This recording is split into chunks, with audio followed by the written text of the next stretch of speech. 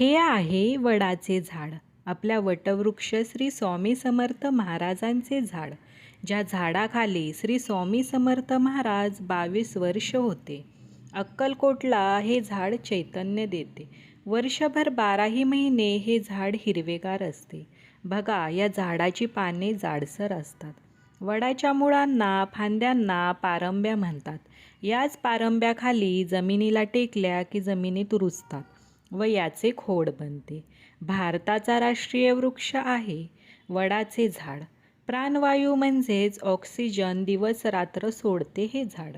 हजारो वर्ष अखंड असते हे झाड. पारंब्यांनी दातही देखील सकाळी आपण घासू शकतो. हवा खेळती, शुद्ध राहते.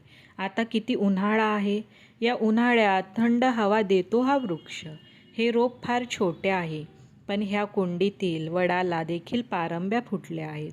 अगदी छोटे झाड मी तुम्हाला आज वडामधील दाखवत आहे.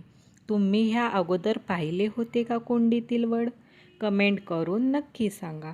तुमचे सांधे दुखत असेल तर यावरती देखील हे रामबाण उपाय आहे. वड खूप मोठा वृक्ष आहे. याची शीतल सावली खूपच गार असते आणि उन्हाळ्यात आपल्याला हे झाड फार फार थंडावा देत असते. या पारंब्यांच्या तुम्ही मुळांमध्ये गेलेल्या पाहिल्या आहेत का? आणि कुंडीतील बघा, मी तुम्हाला एक पारंबी दाखवत आहे.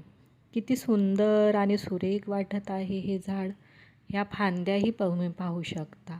पानं तर किती हिरवीगार आहेत याची. तुम्हाला आवडले का हे झाड? आवडले असेल तर कमेंट करून मला नक्की कळवा. श्री स्वामी समर्थ.